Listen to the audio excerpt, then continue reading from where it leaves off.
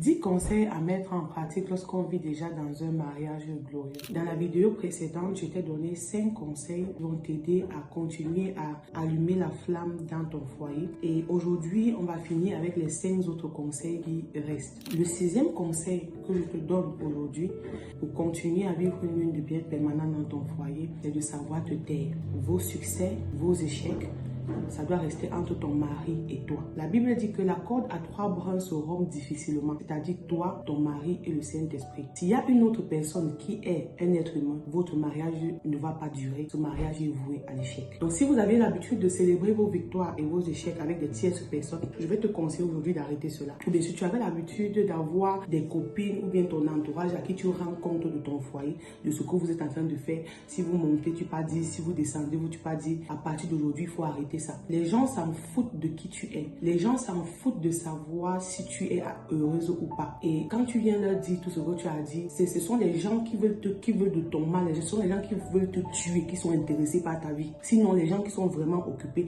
ne sont pas intéressés par ta vie. Si tu vois quelqu'un qui est très intéressé sur ce qui te concerne ton foyer, sache que c'est la personne qui veut te tuer. Donc, sache que les gens n'en ont rien à foutre. Et si dans ton entourage, il y a quelqu'un qui est trop intéressé et que quand tu lui racontes, ça lui plaît, sache que c'est la personne qui va te tuer. Donc, savoir se taire sur ce qui se passe avec ton mari, tes enfants, ta propre vie, sur vos projets surtout, personne ne doit jamais être au courant de ça. Ça doit être un cercle fermé. Vous êtes dans un mariage glorieux aujourd'hui, si tout va bien, ça peut encore l'être si vous apprenez à fermer vos bouches.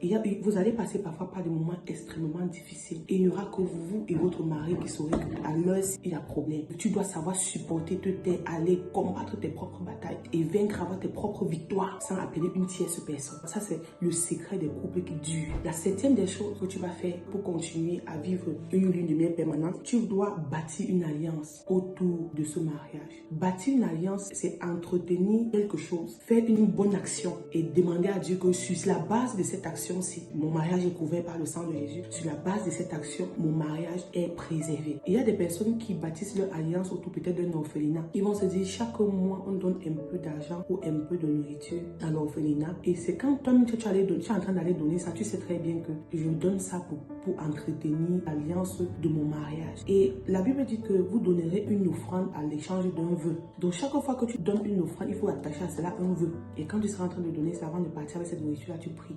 Tu dis ce que tu veux voir sur ton mariage, ce que tu veux continuer à voir sur ce mariage. C'est ça qu'on appelle bâtir une alliance. Et c'est pas quelque chose que tu fais un jour, c'est quelque chose que tu peux faire sur une période déterminée. Que tu le fais pendant 6 mois, je le fais pendant 1 an, je le fais pendant 2 ans, mais que tu respectes scrupuleusement. Parce que la Bible dit que malade celui-là qui fait un vœu à l'Éternel et qui ne l'accomplit pas. La 8e des choses, c'est que vous devez apprendre à fêter vos anniversaires. Ça veut dire que tu dois écrire la date là, tu donnes à une de tes soeurs pour qu'elle te rappelle ça. Tu ne dois pas oublier la date d'anniversaire de ton mari ou bien la date d'anniversaire de sa date d'anniversaire et la date d'anniversaire de votre mariage. Donc, et vous devez toujours faire l'effort de fêter cela, même si c'est une petite fête en famille, même si c'est un petit quelque chose, mais il faudrait que dans la tête de l'autre qu'il comprenne qu'il compte pour toi. Ensuite, la 9e des choses que vous allez faire, c'est que vous devez prendre des congés loin de vos enfants. C'est-à-dire qu'une fois par an, vous devez prendre ces enfants, les remettre à une personne de confiance et partir au moins pour une semaine vous reposer rien qu'à 2. Parce que vous allez voir le trop plein d'enfants, surtout nous autres qui sommes en Afrique, fait que ça empiète sur le mariage.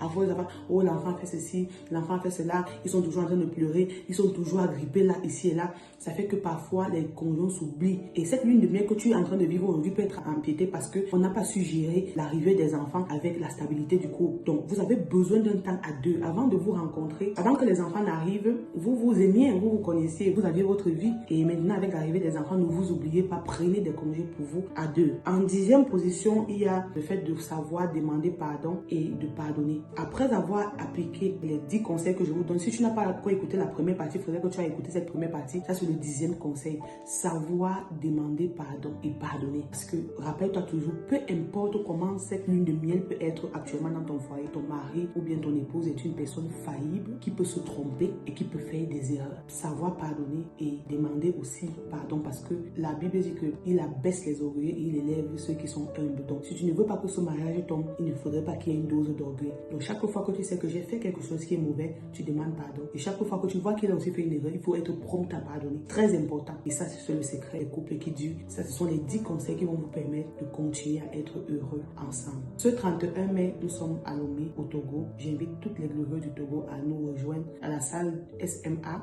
derrière l'église catholique de Krikam.